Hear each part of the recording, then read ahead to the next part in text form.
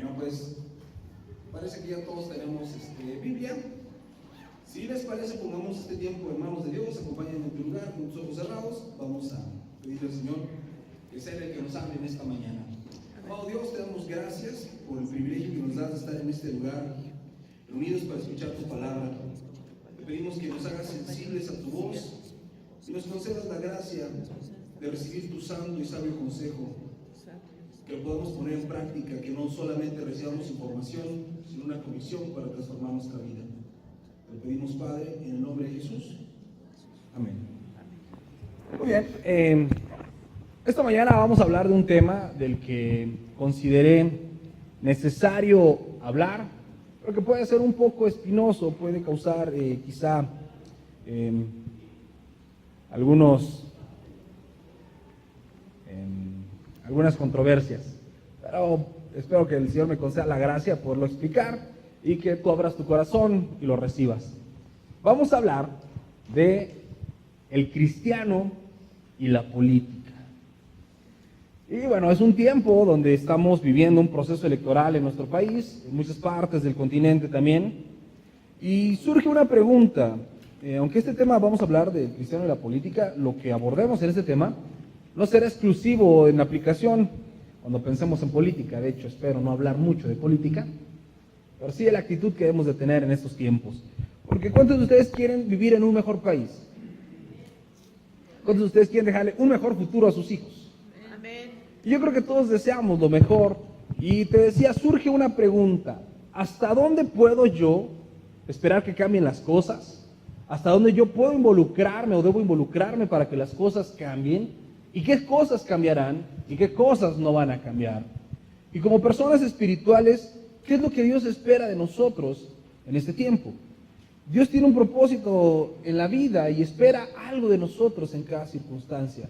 Entonces nosotros, como hijos de Dios, no podemos estar desconociendo qué es lo que el Señor espera y cómo deberíamos actuar en estos días. Por eso les pido que me acompañen en sus Biblias. Vamos a leer el libro de los Hechos, el capítulo 1, de los versos 6 al 8, si son tan amables. Hechos capítulo 1, versículos 6 al 8, y cuando estén ahí levantan su mano para que yo sepa que puedo comenzar a leer.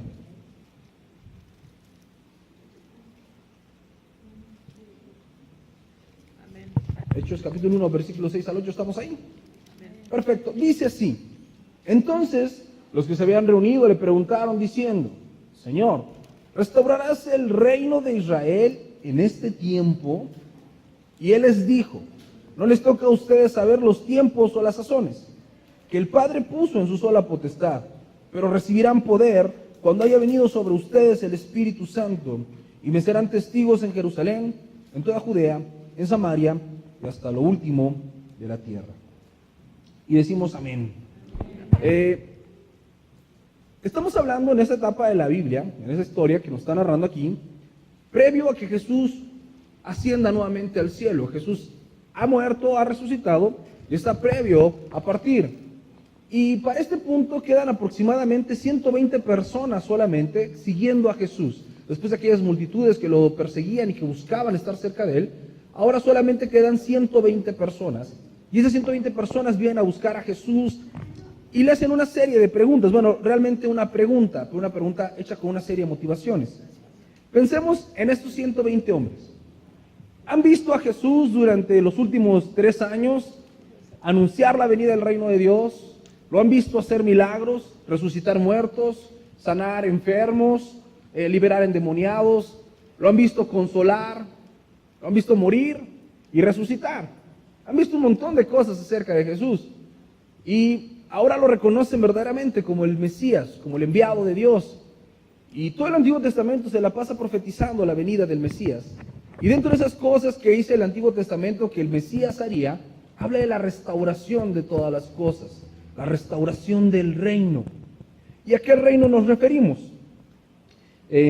Dios estableció reyes, entre ellos los más brillantes o los más destacables, el rey David y su hijo, el rey Salomón.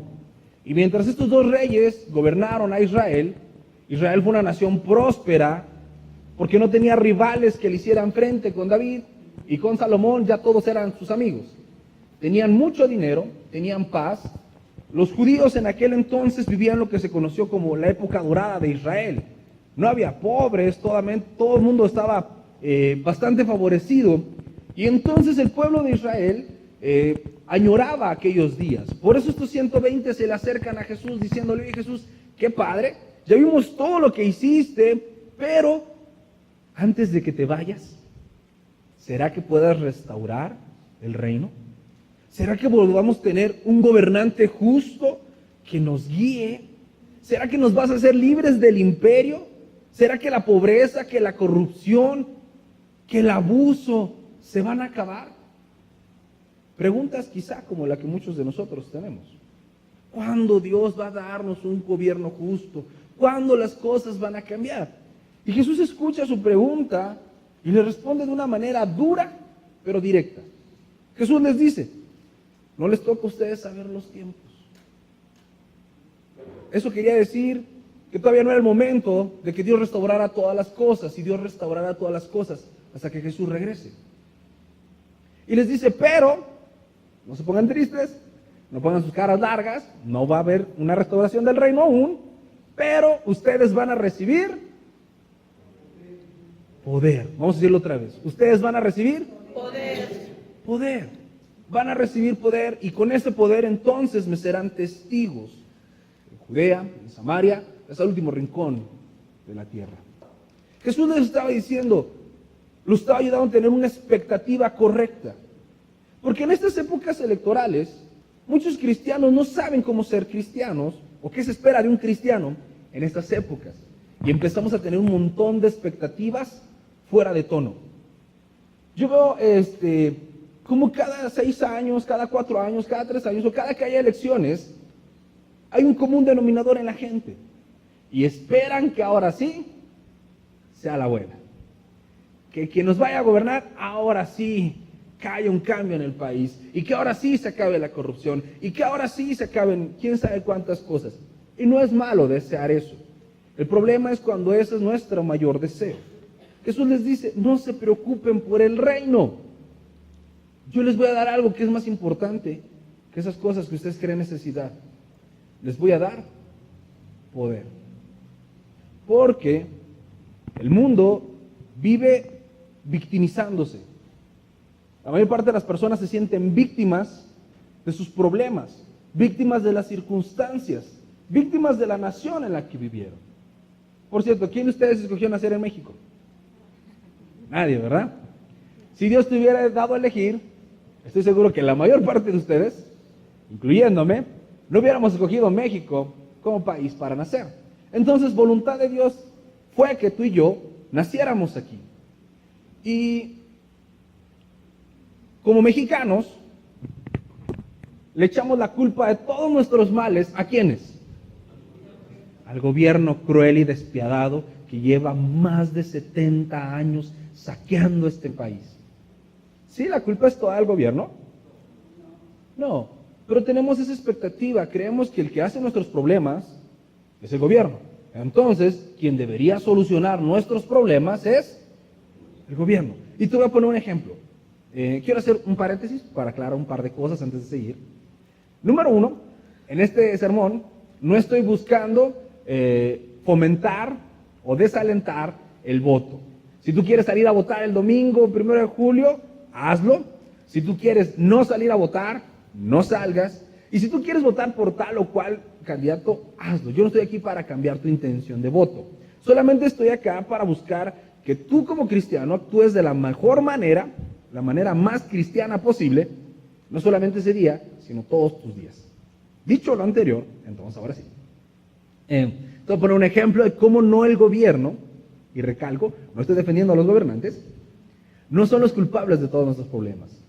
En estas épocas todo el mundo quiere quedar bien, ¿no? Todos los gobiernos quieren quedar bien y empiezan a embellecer nuestras calles, nuestra ciudad, y está que ponen alumbrado y que pintan la guarnición amarilla de las banquetas o que hacen un nuevo parque, y como algunos somos gorditos y tenemos pretextos para ir al gimnasio, hasta nos ponen gimnasios al aire libre para que hagas elíptica y un montón de cosas que le ponen.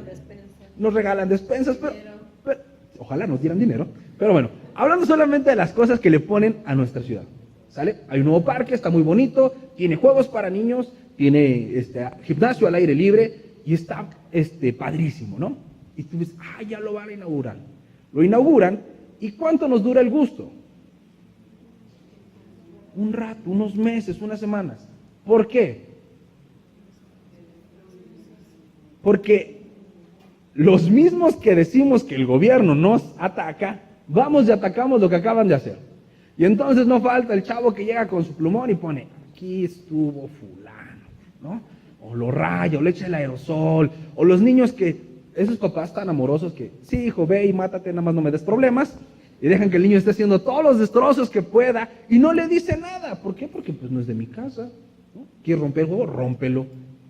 Y en unos meses, lo que fue un jardín o un parquecito bien padre, ahora parece cuna de vándalos, ¿no? Está todo roto, ya no te puedes subir.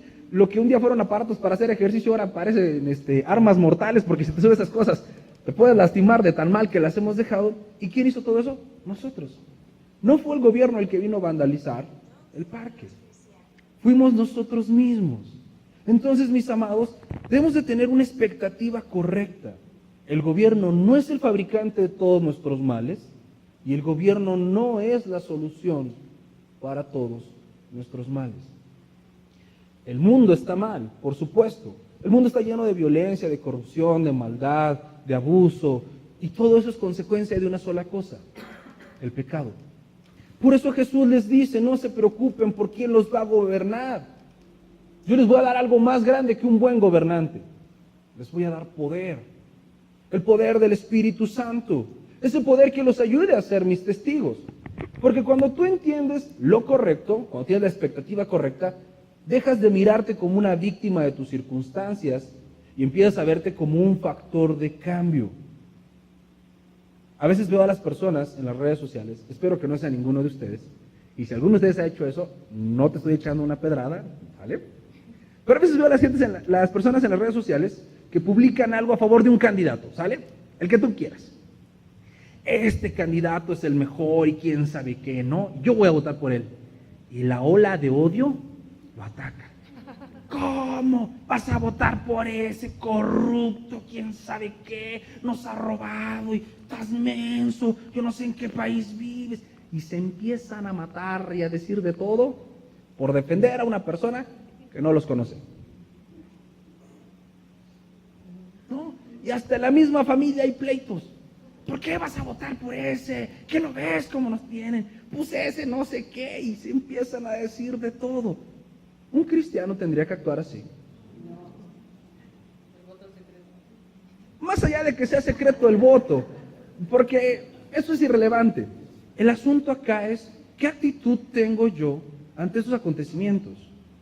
Porque yo puedo tener expectativas de un montón de cosas, pero cuando yo no entiendo que yo no soy víctima de las circunstancias, sino que Dios me ha dado a mí el poder y la capacidad de ser la diferencia. Porque dice, y me serán testigos.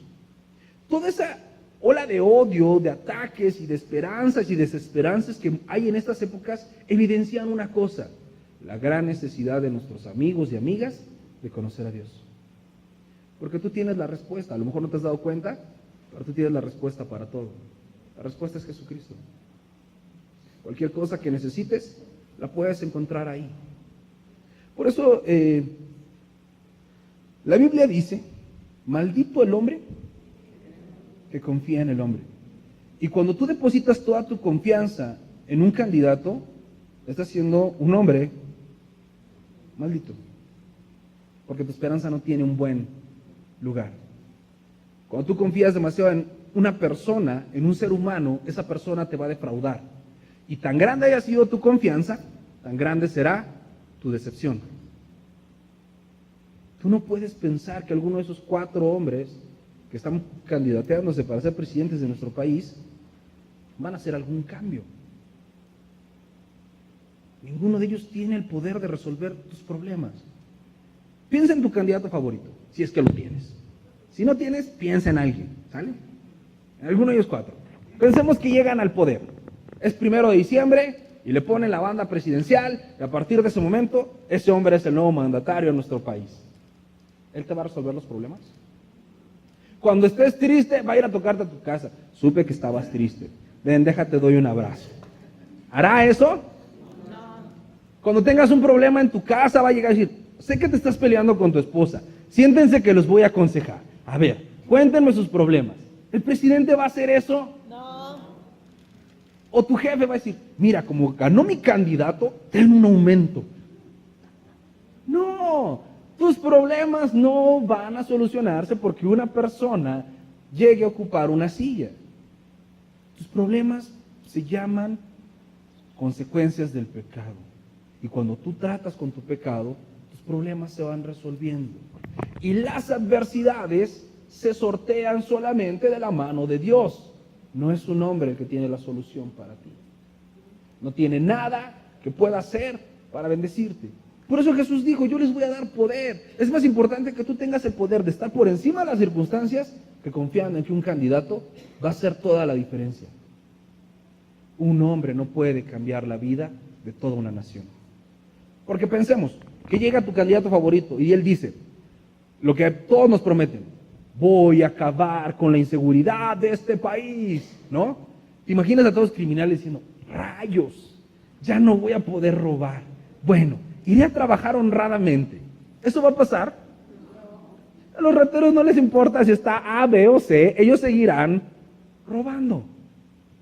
Los corruptos dirán, híjole, es que el presidente no es corrupto, entonces ya no puedo ser corrupto. Se me cae la cara de vergüenza por haber sido corrupto. ¿Van a hacer eso? Por supuesto que no. Míralo tan solo en las calles. Se te acerca el de tránsito y ¿qué es lo primero que haces? A ver cuánto el de 200. ¿Cómo está, oficial? El que es corrupto porque quiere ser corrupto. Gobierne quien gobierne. El que es violento porque quiere ser violento. Tus problemas no se reducen a si hay más empleo o menos empleo. Tus problemas se reducen en cómo estás viviendo. ¿Cómo está tu casa? ¿Quieres votar por alguien que va a cambiar el país? ¿Ya cambiaste tu hogar? ¿Quieres que un justo gobierne? ¿Ya gobiernas con justicia tu casa? Y es que ahí es donde nos perdemos muchas veces como cristianos, porque tenemos una expectativa incorrecta y nuestra esperanza no la enfocamos en quien debemos enfocarla. Mi esperanza tiene que estar puesta en Dios y no en un hombre. Pero, lamentablemente, hay muchos cristianos que se pierden en esas ganas de querer hacer lo correcto, se van hacia el otro lado.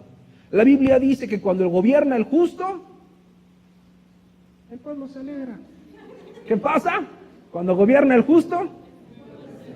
Muy bien. Así como están ustedes sonrientes, así se pone el pueblo cuando gobierna el justo. ¿Cuál de esos cuatro es justo? Ninguno.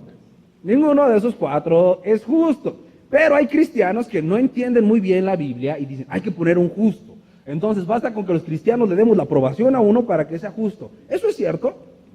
No. Y entonces, si alguno de ellos se acerca con los cristianos y los cristianos oran por él, dicen, está ungido por Jehová. Este va a dirigir al país porque es el elegido por Dios. Pero ese mismo por el cual oraban los cristianos un día, al día siguiente va a Chiapas y un chamán le hace una limpia y le cuelga un montón de collares y entonces ya no nada más está ungido por Dios, sino también por el diablo, ¿no? Ya tiene la aprobación de los dos, ¿o cómo? No, pero a veces los cristianos no nos damos cuenta de eso y andamos siguiendo falsas expectativas, poniendo nuestra confianza en el hombre, diciendo que Dios dijo algo que no dijo. Jesús nunca nos prometió, y les voy a dar un presidente justo, que saque a la, no sé, a la mafia del poder o cualquier cosa que tú quieras decir, que saque a los malos y a los corruptos. No, Jesús nunca nos prometió nada de eso. No nos prometió un gobierno mejor, nos prometió perdón, misericordia, gracia, que se traducen en vida eterna. Amén. Ese tendría que ser nuestro enfoque. Pero también, el grado de engaño no se queda ahí. Hay quienes dicen, bueno, como todos son malos, los cristianos vamos a juntarnos y vamos a meternos a la política. ¿Es malo que un cristiano sea político? No, no necesariamente. Ojalá muchos cristianos fueran políticos. Pero es malo querer convertir a la iglesia en un partido político. Ahí sí, estamos pervirtiendo el propósito. Y hay por ahí un partido político formado por un grupo de cristianos y de iglesias ¿Qué dicen? Como todos son malos, Dios nos ha ungido y nos ha llamado a cambiar este país. Entonces, venimos a cambiar este país. Y surgieron hace 12 años, y hace 12 años estaban con el pan, ¿no? Ahora sí, bíblicamente somos panes y peces que Dios va a multiplicar. Y vamos a apoyar al candidato del PAN, porque el candidato de enfrente, hasta sus letras lo dicen, es el malo. Tiene al diablo adentro y no voten por él. Eso decían hace 12 años. No estoy mintiendo, estoy exagerando, ¿eh? Te lo digo con delante de Dios y con la Biblia delante de mí, ¿vale? Hace 3 años dijeron, ya lo pensamos bien, y no era el PAN el bueno. Vamos con el PRI. Y fueron con el PRI en el Estado de México. Y este año dijeron, nos habíamos equivocado las últimas 2 veces. Ahora ya encontramos al bueno. ¿Se acuerdan al que hace 12 años les dijimos que era el malo? Ese es el bueno. Vamos con él. Hacen quedar en ridículo el mensaje de Dios, el Evangelio, cuando somos como hojas llevados por el viento de un lado a otro por falta de discernimiento espiritual. Porque mi énfasis no tendría que estar en quién es presidente. Al final del día yo puedo votar o no votar y alguien va a quedar. Y ese alguien no va a solucionar los problemas del país.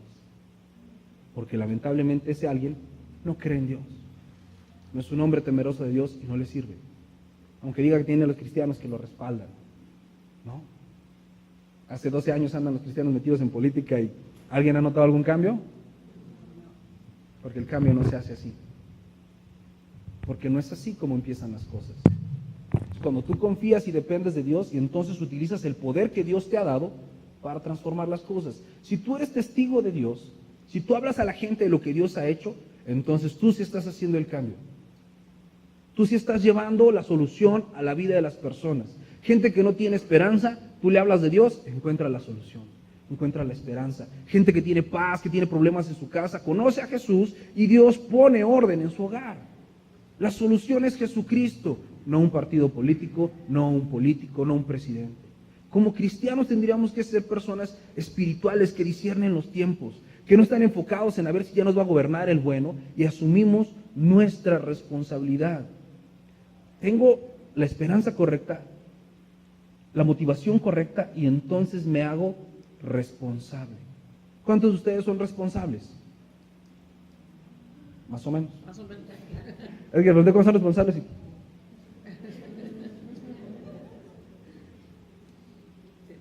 A Jesús lo quisieron tentar. Llegaron los fariseos y le dijeron, oye maestro, ¿tú por qué no pagas impuestos? No, que muy correcto. Y Jesús les dice, denme una moneda. Y le dan la moneda. Y le dice, ¿de quién es la cara que está en la moneda? Y dijeron, del César. Ah, bueno, pues denle al César lo que es del César y denle a Dios lo que es de Dios. ¿Qué significa esto? Que Dios nos llama a ser responsables. ¿Vivimos en este mundo, sí o no? Y Jesús nos dijo, sean irresponsables, denle al César lo que es del César y denle a Dios lo que es de Dios. Y como cristianos tendríamos que ser responsables en nuestra vida natural y principalmente en nuestra vida espiritual. Porque yo le echo la culpa al gobierno de que soy pobre. Y a lo mejor esa oposición del diablo que yo digo, esas armas forjadas en contra de mí, no son más que mi propia flojera. No son más que mi propia falta de interés. Porque muchas veces me dicen, quiero un trabajo, pero que sea de lunes a viernes, cerca de mi casa, que no trabaje muchas horas y que me paguen un montón. ¿No? O sea, ¿quieres un trabajo o quieres que te mantengan? Ya no entendí. Y somos negligentes. Y decimos, es que el diablo me resiste. ¿Vieras cómo tengo de problemas en el trabajo? Y esa resistencia del diablo se llama irresponsabilidad. Porque llegas tarde, porque no haces lo que te piden. Tenemos que ser responsables como cristianos, dejar de creer que somos víctimas de las circunstancias y asumir nuestras responsabilidades, cumplir con la parte natural que nos toca. Qué bueno que seamos espirituales y que oremos, pero ya no cae maná del cielo. ¿No? Para conseguir el pan tienes que salir y la Biblia dice que el que no trabaja, que no coma. Y muchos esperan que el gobierno les dé una tarjeta con dinero para no tener que trabajar.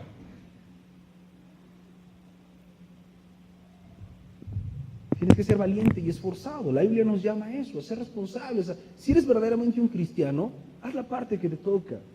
Si estás estudiando, ¿cuántos están estudiando acá? Que se note que estudias con ganas. Porque muchos van a la escuela a perder el tiempo, ¿no? Y luego, es que nadie me contrata. Pues si no aprendiste nada, mijo, ¿no? Si vas a panzar las clases, ¿no? ¿Cuántos trabajan acá? Y son los mejores en su trabajo.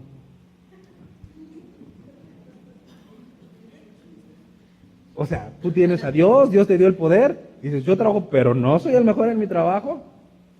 Es que esas son cosas del mundo, Oscar. Soy muy espiritual. Pues no, te equivocas. Tú tendrías que asumir tu responsabilidad. Hay una parte que te toca a ti. Ahí te toca trabajar, ser responsable, ser valiente. ¿Cuántos padres de familia hay acá? Que dices, yo proveo mi casa y yo la gobierno con justicia. ¿La vieron? ¿La vieron? Si yo no soy responsable, entonces me vuelvo a esos cristianos que están esperando que la solución llegue de algún lado mágico y diga, ¡tring! Eres rico y guapo, ya no tienes problemas. No. La vida espiritual nos hace responsables. Y la principal responsabilidad que tenemos como cristianos es orar. El apóstol Pablo se lo dice a Timoteo en la primera carta a Timoteo. Dice en el capítulo 2, verso 1, exhorto ante todo a que se hagan rogativas, oraciones, peticiones y acciones de gracia por todos los hombres, por los reyes y por todos los que están en eminencia, para que vivamos quieta y reposadamente en toda piedad y honestidad, porque esto es bueno y agradable delante de Dios. Un cristiano tendría que estar haciendo ¿qué? Orando. Más que pegando propaganda política, más que andar haciendo partidos políticos, los cristianos tendríamos que ser personas de oración. Porque en oración tú conoces a Dios, recibes la sabiduría para actuar e intercedes por los demás. Dice, oren por todos, hasta por los que les gobiernan. Pero ¿cuántos? Nuestro presidente actual ya se va. ¿Vale? ¿Cuántos de ustedes en estos 6 años le dedicaron una oración sincera a ese hombre? ¿Y cuántos dedicaron unos buenos memazos? ¿No? Ande, comparto este meme. No, mira este video. Se le cayó el pastel, pobrecito, ¿no? Mira, no sabe hablar, ¿no? No sabe la diferencia entre 5 y 1. ¿Ven? ¿Cómo así? No sabe leer, ¿no? Y tantas cosas que de repente dice el hombre. Pero como cristianos a veces no actuamos como cristianos, mis amados. Y el cristianismo es algo que se lleva en práctica en lo cotidiano. No es algo que se vive los domingos de 10:30 a 12. Es algo que se debe vivir todos los días de nuestra vida. ¿Cuánta responsabilidad has asumido en tu vida? ¿Cuánta oración hay en tu vida?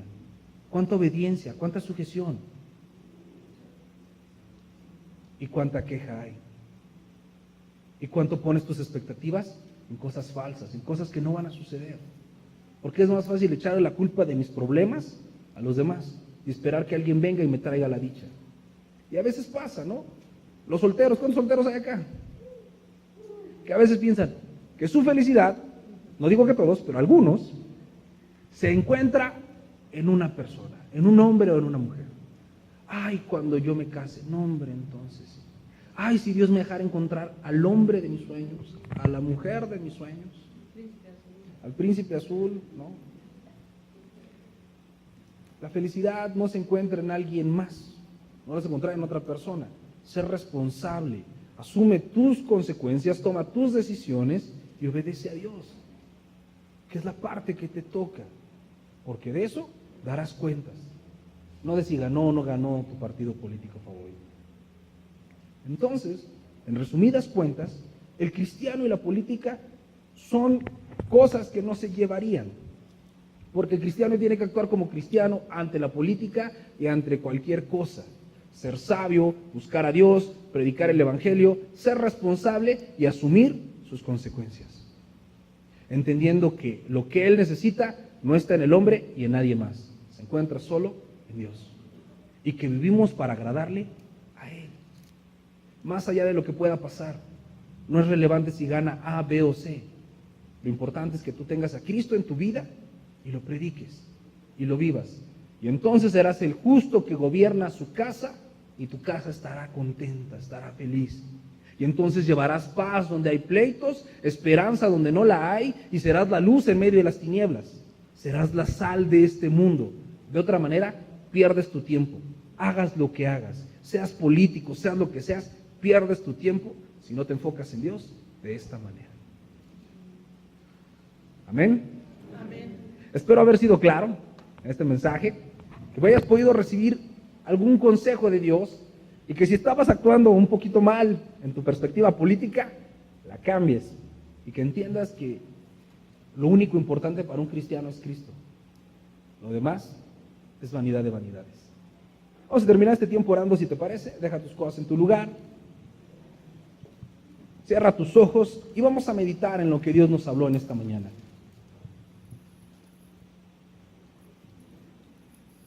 Vamos a meditar en esa responsabilidad que tú y yo tendríamos que haber asumido hace ya un tiempo. ¿Qué expectativas tienes hoy?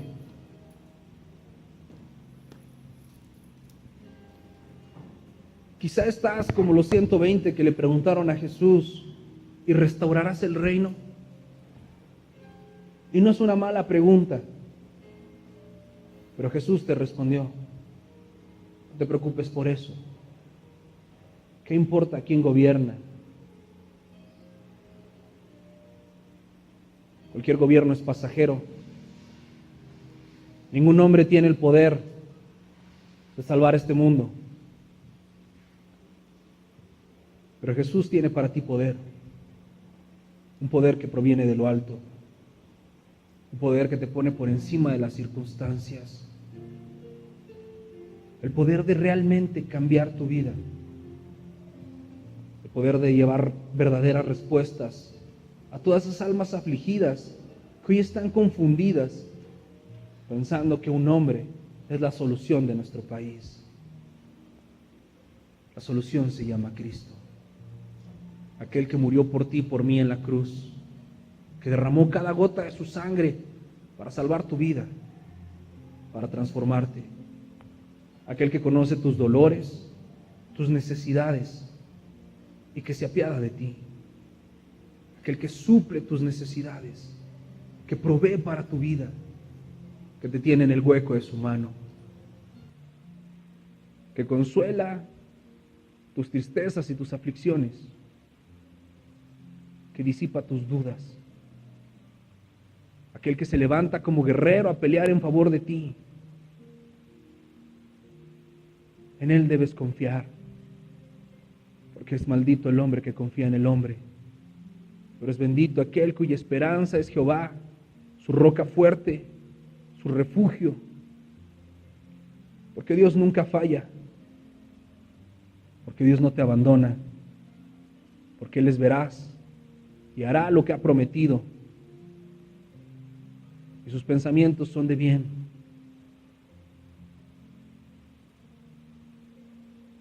Tienes que ser una persona espiritual que busca a Dios en oración y que en oración presenta sus necesidades y sus peticiones confiando en la buena voluntad de Dios y no alguien que se queja, alguien que juzga, alguien que señala.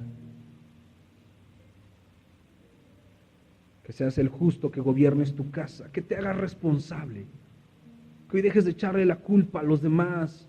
Ni el gobierno, ni las circunstancias, ni tu familia tiene la culpa. Hazte responsable de las decisiones que has tomado. Si has sido negligente, si has sido perezoso, si no te has esforzado, si no has sido valiente, hoy asume tus responsabilidades y arrepiéntete. Y ven delante de Dios y confía en Él y deja que Él transforme tu vida Deja que Él ponga en orden cada área de tu vida.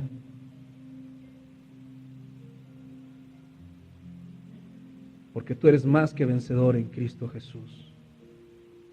Si Dios es contigo, ¿quién contra ti? Amado Dios, yo te doy gracias por cada uno de estos tus hijos e hijas. Porque sé cómo nos amas. Porque eres paciente con nosotros, tardo para la ira y pronto para la misericordia. Porque nos sostienes con tus manos. Porque perdonas nuestros pecados. Y siempre buscas lo mejor para nosotros. Ayúdanos a confiar en ti. Tú sabes cuáles son las cosas que nos preocupan y que necesitamos, tanto espirituales como materiales. Sabemos que si cuidas de las aves, cuidarás también de nosotros. Y que el futuro de nuestro país está en tus manos. Danos la sabiduría, Señor, para utilizar el poder que nos has dado, para hacerte testigos, para hablar de ti, solo de ti. Tú eres la solución, tú eres la esperanza, tú eres la vida. Jesús, eres el camino, la verdad y la vida. Y nadie va al Padre si no es por ti. Te necesitamos solo a ti, Señor. No permitas que nuestra mente se confunda y se desvíe, se distraiga. Queremos darle a César lo que es de César y a Dios lo que es de Dios, siendo responsables en este mundo, tanto física como espiritualmente. Ayúdanos a llevar tu paz a nuestra casa, a dejar de pelear y de dividirnos, solo porque otros piensan diferente. Enséñanos a amarlos y hablarles de tu amor. Te lo pedimos, Padre, para la gloria y la alabanza de tu nombre. Amén y amén.